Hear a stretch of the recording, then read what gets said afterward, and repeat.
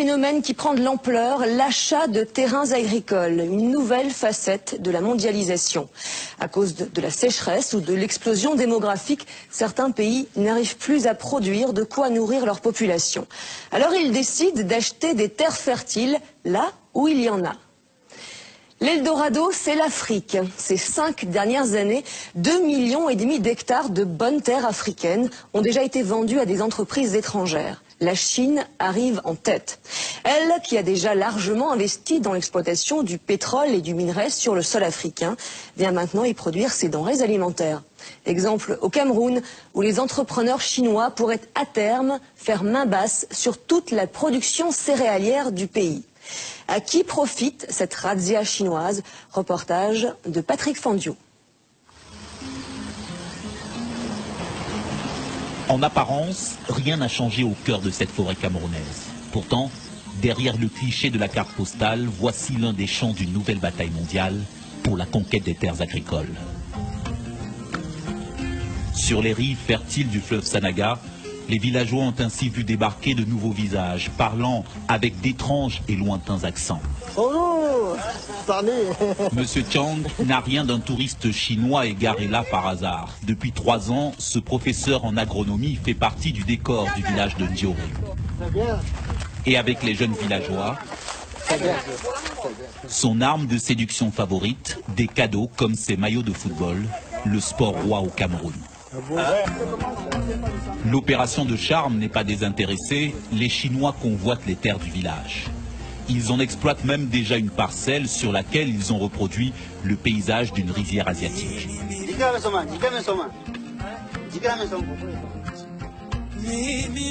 Du haut de son poste de contrôle, M. Li, le nouveau contremaître, il surveille ses ouvriers camerounais qui préparent la future récolte de riz. Et pour pouvoir leur donner des ordres, il a commencé à apprendre des rudiments de français. Ici, le patron, c'est M. Wang, pas peu fier de nous faire le tour du propriétaire. Sous son contrôle, à terme, 10 000 hectares, 100 millions de mètres carrés. Le Cameroun nous les a gracieusement offerts pour planter les céréales. Pour l'instant, c'est un champ d'expérimentation. On teste 200 variétés de riz pour avoir les meilleures semences. Semences et décors de rizières chinoises reproduites jusqu'au poste de surveillance, où est gravé l'inévitable poème patriotique célébrant l'odeur du riz. Encore, maître. Une vingtaine de techniciens depuis 2 ans dans le centre du Cameroun, appartenant à une société d'État chinoise qui, en Afrique, cible les meilleures terres agricoles. Bon, c'est vrai, il y a beaucoup d'arbres. Il va falloir tous les couper. Mais il y a du soleil, la terre est très fertile et l'eau coule en abondance. 8 heures de travail par jour, 40 € par mois, les paysans camerounais découvrent l'envers du miracle économique chinois. Il n'y a pas de contrat. Tu as un accident, toi-même tu vas t'en occuper. Tu es même malade, toi-même tu t'occupes de toi-même. Nous travaillons comme les temporaires. Ça veut dire que aujourd'hui tu peux venir au travail, demain tu es au quartier. Bon.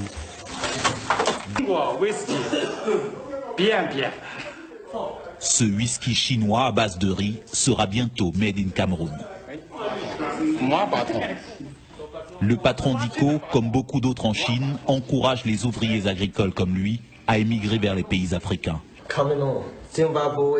Au Cameroun, comme ailleurs sur le continent, la Chine cherche à compenser la disparition de ses propres surfaces agricoles, à occuper ses millions de paysans sans terre, à maîtriser à terme sa sécurité alimentaire. Déjà une dizaine de centres pilotes dans les pays africains.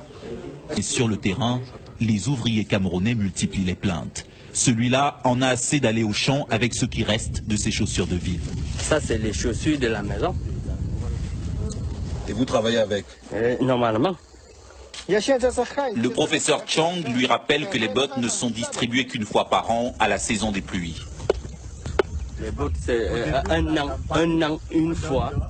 Nous, actuellement, là, nous travaillons pour eux. Ils doivent vraiment, normalement, nous habiller. Et normalement, nous mettre au moins un peu à l'aise. Et le paiement, même aussi, médiocre. Nous supportons seulement les 1000 francs de la journée. L'évocation du salaire de l'employé, 1000 francs CFA, 1,5 € par jour, met brutalement fin à la rencontre. Une main-d'œuvre bon marché que les Chinois recrutent parmi les jeunes paysans du village. Des paysans qui n'ont pas été associés à l'arrivée des nouveaux maîtres sur leurs terres. Pourquoi hein? On n'a pas de contrat de travail. On n'a pas de contrat. Puisque le contrat est verbal. On n'a pas eu un contrat par écrit. Avant, ces paysans pratiquaient de la culture de subsistance sur les terres que convoitent aujourd'hui les Chinois du groupe ICO. Des terres qu'ils ont dû quitter précipitamment. Un mois avant, ils sont venus nous signaler que bon, les Chinois vont venir s'installer là. Bon, ils sont arrivés. Alors ils ont demandé à tout le monde d'arracher les maniocs.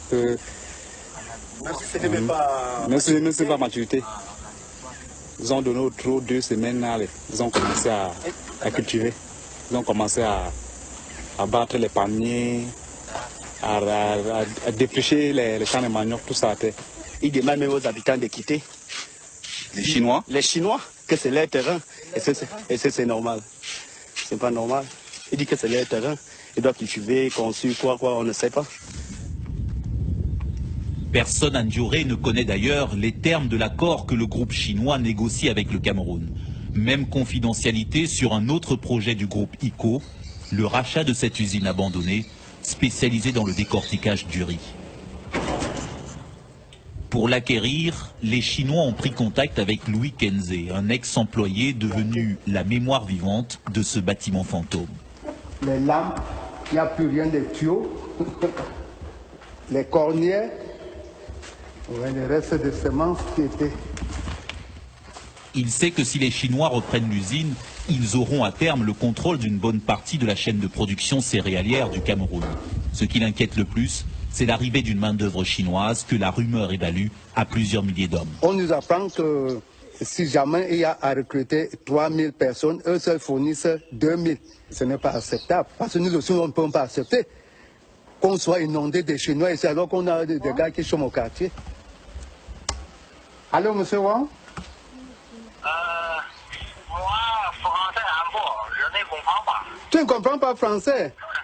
Oui. Mais oui, l'interprète... Même s'il craint une invasion de travailleurs chinois, au téléphone, M. Kenze se laisse amadouer par les repreneurs du groupe ICO. Hein? Demain matin, moi, téléphone-toi. Oui, tu vas m'appeler demain matin, hein? Oui. Ok, bonne journée. Ok. Oui, salut moi, monsieur Wang, hein? Oui. Oui. Ok. Finalement, au lieu de voir son usine décrépir, il préfère encore qu'elle soit rachetée par les Chinois qui l'ont couvé ces derniers mois de petites attentions. C'est le cadeau que la dernière mission chinoise m'a remis. Et il me dit, il voulait donc montrer que nous sommes ensemble et qu'ils étaient intéressés par le travail le travail abattu. Ils étaient prêts à acheter des cartes si j'acceptais les vendre. De précieuses cartes qui contiennent un trésor d'informations, car ce qui intéresse les Chinois, c'est moins l'usine elle-même que les immenses terres qui l'entourent. Voici toutes les étendues de la concession, comme vous voyez. Ces terres sont vraiment idéales pour la riziculture. Très convoitées pour ceux qui veulent faire à grande échelle. C'est disponible, les terres sont disponibles. Tout ça, l'ensemble, c'est 14 000 hectares. 14 000 hectares, la prochaine cible chinoise au Cameroun. La Chine, en quelque sorte, est à la conquête de l'Afrique. Avant de se quitter, le professeur Chang tenait à nous montrer les premières récoltes de ce riz chinois made in Cameroun. Récolte presque tout épuisée, déjà vendue à un prix inférieur à celui du marché local. Reste l'invendable, les mauvaises graines offertes à ses employés camerounais. On donne ce riz-là gratuitement à ceux qui travaillent bien à la ferme. C'est comme une sorte de récompense. Une conquête des terres agricoles dénoncée par plusieurs ONG comme un accaparement menaçant la souveraineté alimentaire des pays pauvres en cette période de crise. Pas de problème, pas de problème. Mais sur le terrain, comme au Cameroun, la réalité est souvent plus ambiguë, entre deux sentiments. L'opportunité de voir se développer avec les Chinois une agriculture plus productive, mais aussi le risque de devoir, à l'avenir, dépendre de leur bon vouloir pour se nourrir. La terre étant devenue à son tour une ressource stratégique, au même titre que le pétrole ou les minerais.